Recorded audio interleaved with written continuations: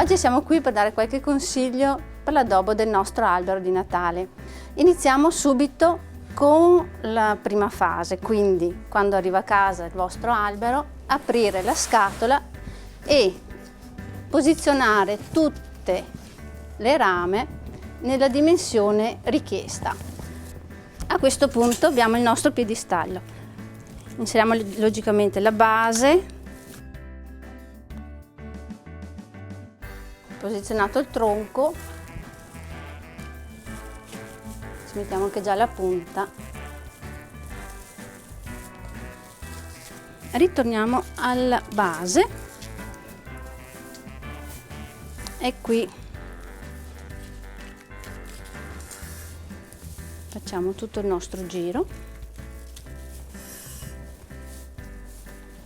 Quando è completato il giro si inizia a aprire il ramo. Importante è proprio l'apertura, di cercare di dare un certo volume all'interno in modo che tutto sia pieno, si presenti all'occhio una completezza proprio del ramo.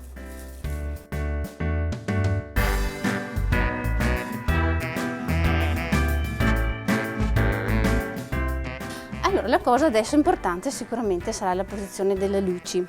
Il consiglio che diamo è proprio la luce fondamentale per dare un bel risultato all'albero, quindi molta luce posizionata all'interno dell'albero, non fate il filo classico tira, ma proprio dentro e fuori dalla parte del ramo, proprio all'interno, per dare profondità e per far risaltare sempre dopo i nostri addobbi. La luce deve essere controllata, mi raccomando, guardate sempre il cartellino che sia approvato dalla CE. E possiamo metterla tranquillamente nei nostri alberi, che sono tutti materiali ignifugo, quindi già abbiamo un controllo del LED a basso calore, il nostro pino che sarà sempre in materiale ignifugo, quindi possiamo stare tranquilli in qualsiasi occasione, in qualsiasi momento. Partiamo dall'inizio. Le nostre luci li inizieremo a posizionarle dalla parte bassa, partiamo come dicevo anche prima dall'interno dell'albero, passiamo ramo per ramo in questo modo e così creeremo la nostra luce diffusa uniformemente e creeremo sicuramente un'atmosfera per Natale. Qui abbiamo un albero da 180 cm. Da 1,80 m. Come luci consigliabile su una misura così di stare attorno ai 2,80 3,60 per avere una buona regolarità su tutto l'albero.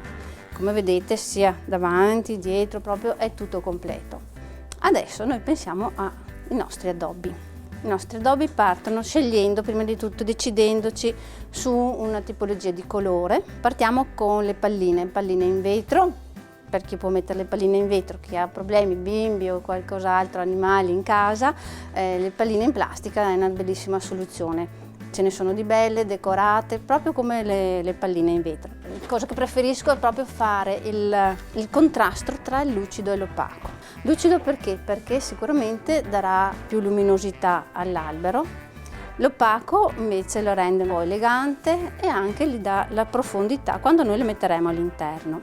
Altra cosa interessante e importante, le misure nella pallina.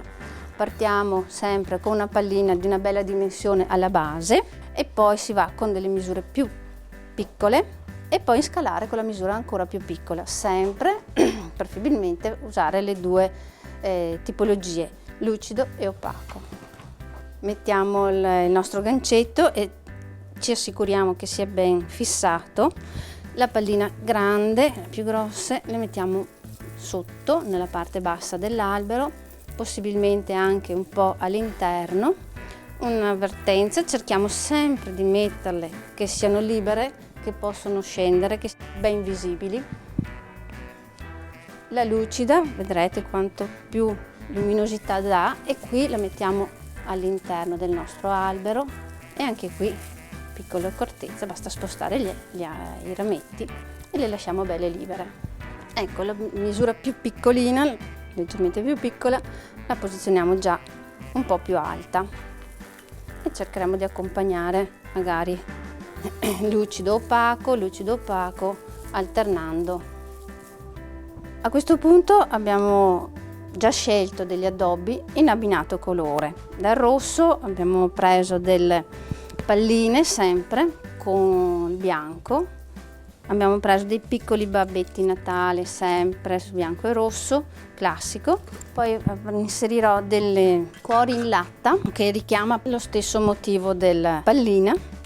E per concludere un soggetto un po' più grande, un soggetto importante, la lanternina rossa. Nel nostro garden abbiamo parecchi assortimenti sia di materiale e di colori.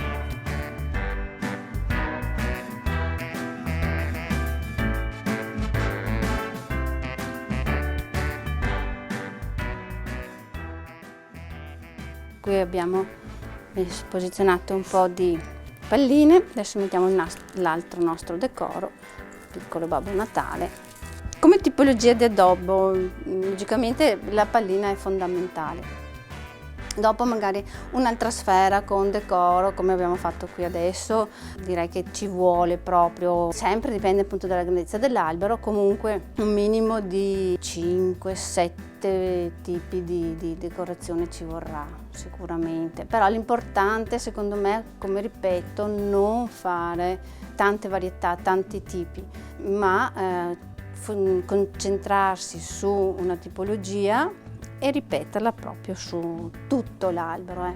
Un decoro grande dà subito importanza all'albero, dà subito all'occhio, logicamente. Saliamo, diamo anche un'alternanza destra, centro, sinistra.